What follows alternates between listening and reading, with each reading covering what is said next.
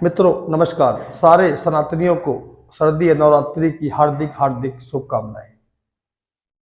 माँ दुर्गा आप सारे सनातनियों के जीवन में जो भी समस्याएं आ रही थी, वो समस्या किसी भी तरह की हो, आर्थिक, मानसिक, शारीरिक या कोई भी समस्या जिससे कि आप निजात नहीं पा रहे, माँ आप सबकी समस्याओं को समाप्त करें।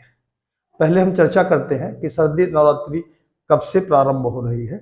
तो मैं बता दूं आपको कि शारदीय नवरात्रि 15 अक्टूबर से 23 अक्टूबर के बीच में रहेगी। और जो हम लोग कलश स्थापना करते हैं माँ के दरबार में, अपने घर के मंदिरों में, उसका जो मुहूर्त है वो 15 अक्टूबर को 11:44 से 12:30 का है। आप लोग इस समय को बहुत अच्छे से देख लें और इसी समय कलश की स्थापना करें, तो आपके पुण्यों में भी भारी वृद्धि होगी और बहुत सी चीज़ों से आपको मुक्ति भी मिलेगी। इसीलिए मुहूर्त का जो समय होता है वो हमारे शास्त्रों में हमेशा बताया गया है। मित्रों, हम धन से परेशान रहते हैं, हम शारीर से कष्ट होते हैं, उनसे परेशान होते हैं, शत्रुओं से परेशान होते हैं, नौकरी नहीं लग रही होती है, बहुत तरह की समस्याएं हमारे जीवन में बनी रहती हैं। और हम हमेशा ये प्रयास करते हैं कि जब हमारी इन समस्याओं का समाधान किसी भी तरह से नहीं हो पाता, तो हम अक्सर भगवान की शरण में जाते हैं। माँ दुर्गा का ये स्वर्णिम समय जो 9 दिन रहेगा, ये आपके समक्ष कल से प्रारंभ होने जा रहा है। आज मैं आपको कुछ ऐसे उपाय बताता हूँ जिन उपायों को आप करते होंगे, लेकिन आपने क्रमबद्ध वो उपाय नहीं करे होंगे। आपको केवल थोड़े से ऐसे उपाय करना है, ये उपाय कर लें, और खासकर हमारी जो माएँ हैं, बहनें हैं, वो इस उपाय को करें तो उनको बहुत ज़्यादा फायदा भी होगा। और आप यूँ जान जाइए कि आपकी जो समस्याएं चल रही थी, उन समस्याओं का खत्म होने का समय बहुत नज़दीक आ गया है। क्या करना है आपको, जैसे कि हम नवरात्रि में कन्याओं को भोजन देते हैं, कन्याओं के पैर धोते हैं, कन्याओं की सेवा करते हैं, कन्याओं की पूजा करते हैं, और कन्याओं को तरह तरह के वस्त्र, आभूषण, खाने पीने की चीज़ें दे के हम उन कन्याओं में माँ भगवती का रूप ही देखते हैं। तो यूँ कह लीजिए कि हम उन कन्याओं की पूजा करते हैं।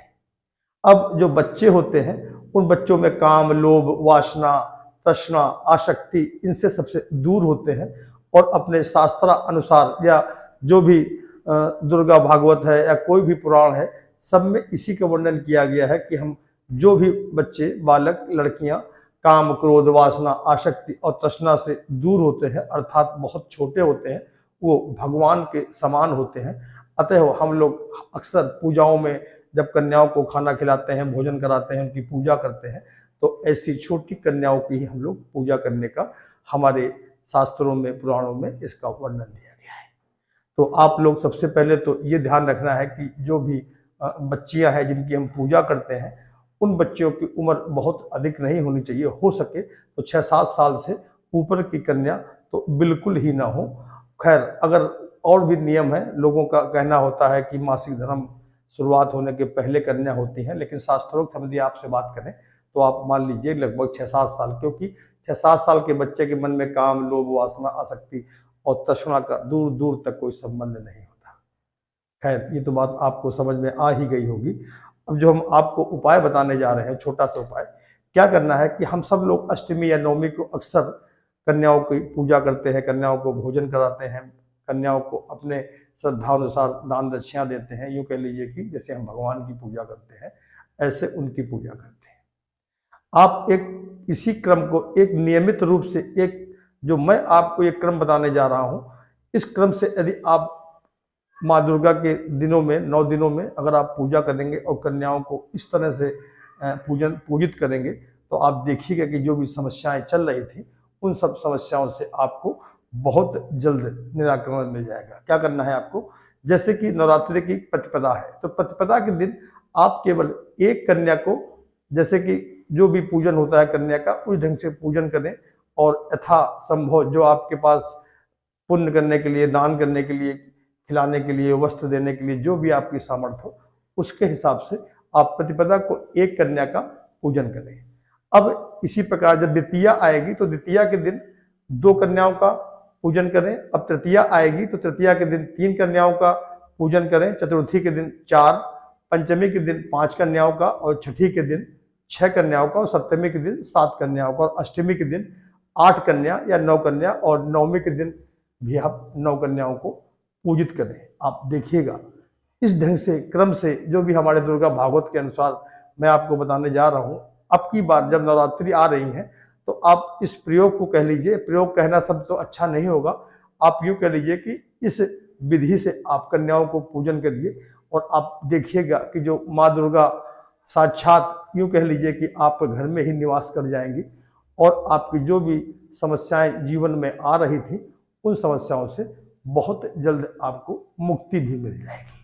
अब हम बात करते हैं कि तिथियों की, जैसे कि अगर आप कन्याओं को कोई वस्त्र दे रहे हैं, या हमें ये जानकारी होती है कि प्रथम दिन किसका होता है, द्वितीय दिन कब होता है, तिथियां कब कब है, उसके बारे में मैं आपको थोड़ा सा बताने जा रहा हूं।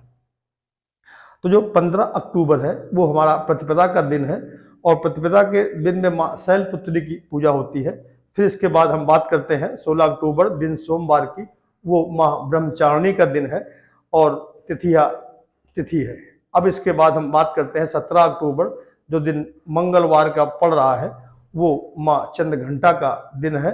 और इसी प्रकार 18 अक्टूबर दिन बुधवार को माँ कुष्मांडा का दिन है, और 19 अक्टूबर गुरुवार जो पंचमी तिथि है उसमें माँ स्कंद माता की पूजा होगी।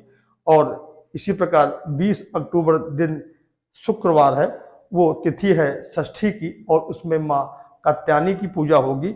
और 20 अक्टूबर दिन शनिवार को माँ कालरात्रि अर्थात सप्तमी तिथि है। और इसी प्रकार 22 अक्टूबर दिन रविवार को महागौरी की पूजा होगी, जो कि दुर्गा अष्टमी के नाम से भी जाना जाता है। और इसी प्रकार 23 अक्टूबर को महासिद्धिदात्री अर्थात महानवमी है। ये रही तिथियां जो हमारी 9 दिनों की तिथियां थी।